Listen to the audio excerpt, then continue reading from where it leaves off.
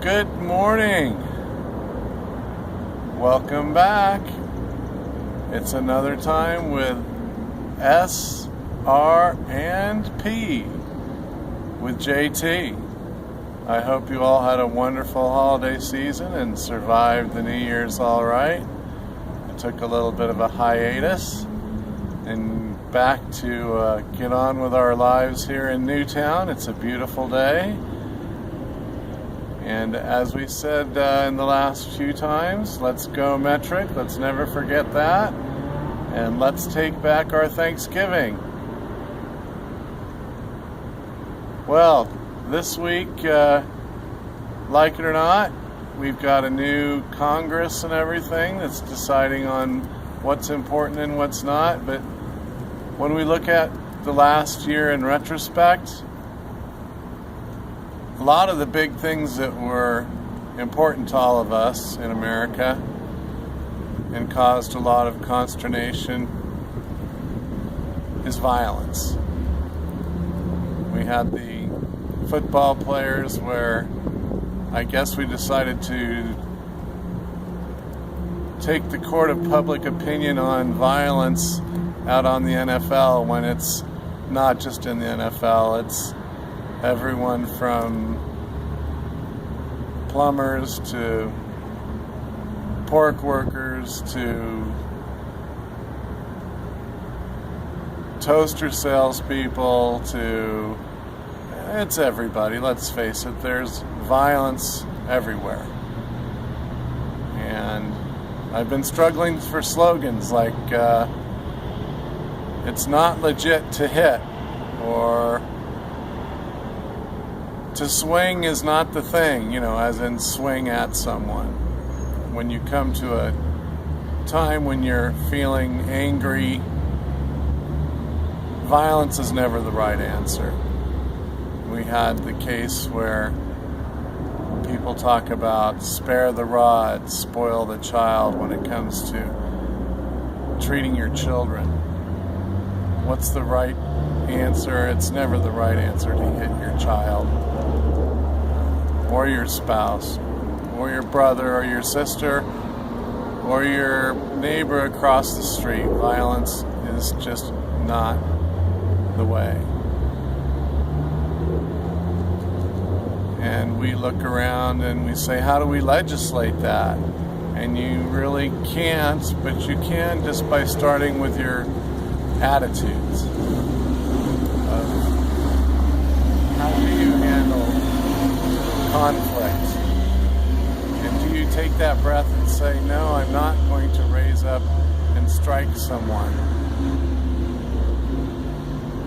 It's not easy. In fact, especially when you have the power to do it, not to do it. But how do we start? We start by just talking to each other and finally admitting things like spare the rod and spoil the child is not your best idea. It's never a good idea. There is self-defense. When you're backed in a corner and there is no way out, that's understandable. It's the fight and flight response taking hold there. But it also boils over into the cities and how officers look at the public and how the public looks at officers. Again, it's violence based. So it goes from when you're born to when you get married to when you go on the streets. Violence is the wrong answer, and we unfortunately seem to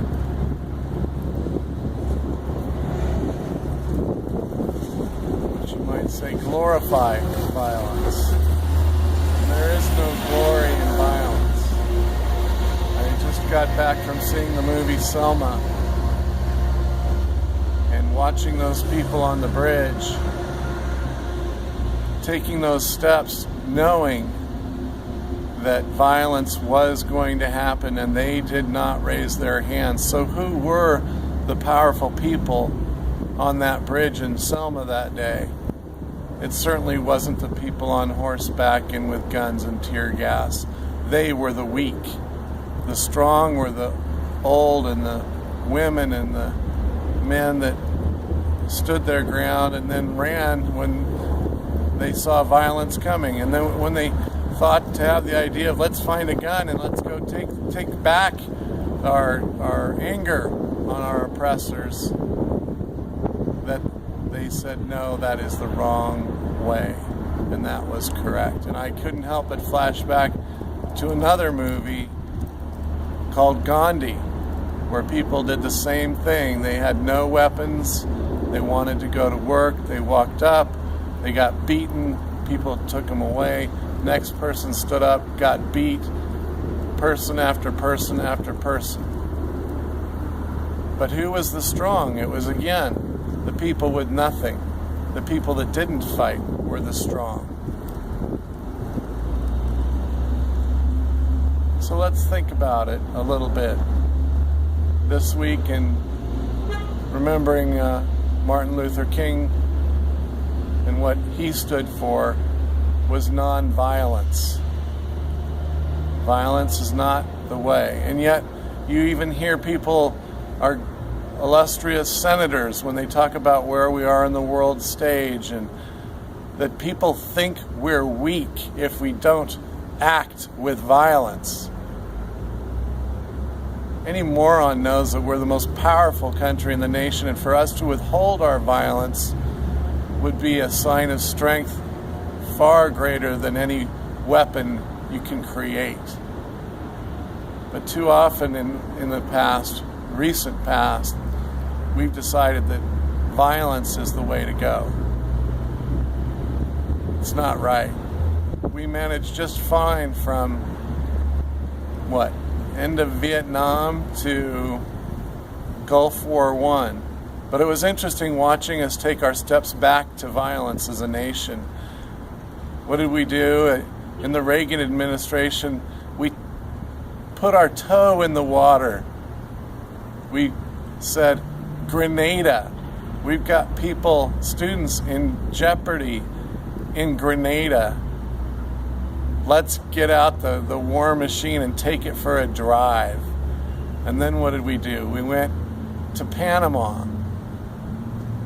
And we did it again.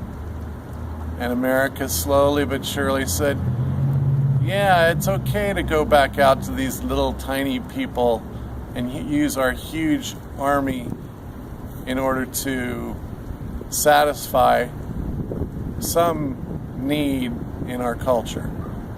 Maybe to show off that we are the biggest and the baddest. Well, why don't we just be the biggest and the best on all levels, starting from how we treat our neighbors in the world all the way down to how we treat our children. Love and violence are not compatible. Period.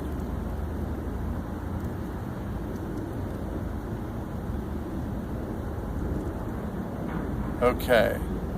Well, I've ranted enough on that for today. Do me a favor. I was going to actually read the speech, but go ahead and, thanks to technology today, you can go pick up on YouTube this wonderful mechanism that's available to us now and listen to Martin Luther King's entire speech. Don't just see the dream, see the whole thing. It's something that's wrong with us right now also, is our snapshot ability of looking at the world. We can see the preamble to the United States Constitution, and all we know is the we the people of the United States. Very few of us couldn't go any further in realizing it. We say also next, in order to form a more perfect union, and that means to change with the times and adapt and change the wrongs and make them right. So thank you so much for tuning in again.